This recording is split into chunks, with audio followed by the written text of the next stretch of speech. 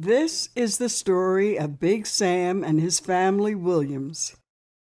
"The time has come," the walrus said, "to talk of many things, of ships and kings and sealing wax and shoes," as Lewis Carroll said in Through the Looking Glass. And now my story talks of the same things. Once there was a ship. It sailed from Portugal to Africa, to the West Indies, and it was headed for Virginia in the New World, but was captured by buccaneers in 1760 and taken to New York. On the ship was a girl. Her name was Sarah.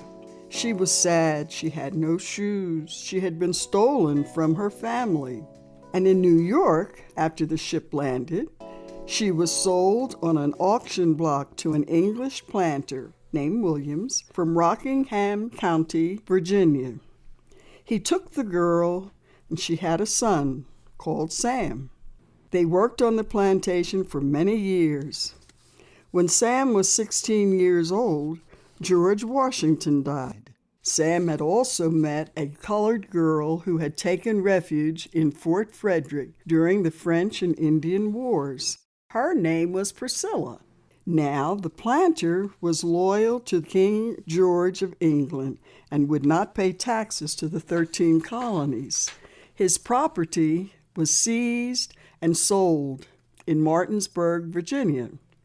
Sam, Priscilla, and his family of 4 children were sold on the auction block in Martinsburg to a Quaker lady named Catherine Shear, or Shaw, for $1,760. Sam was handsome, strong, and over 6 feet tall young man, and Mrs. Shear asked him if he wanted to be free.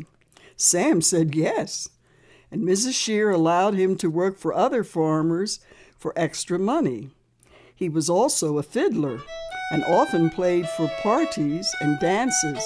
Sometimes he earned a $5 or $10 gold piece. It took Sam 12 years to earn $1,760, which is what Mrs. Shaw had paid for his family, and in 1828, that was a lot of money.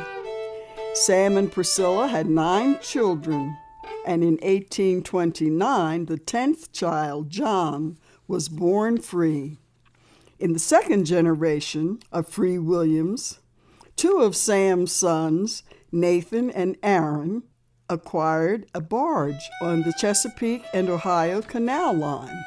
They hauled produce through Harper's Ferry inland to Ohio. In 1857, Nathan bought Fort Frederick in Big Pool, Maryland for $3,000. He also bought a colored girl named Amy Sims from a neighboring farmer's wife, Rebecca, for $60. Nathan and Amy had 7 children in this third generation of freed men. The fort had been used as a camp for British troops during the Revolution before the Civil War.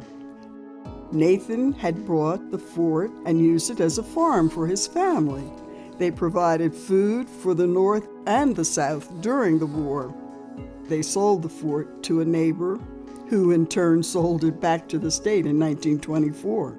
It was restored during the 1930s by CCC. The rest is your history.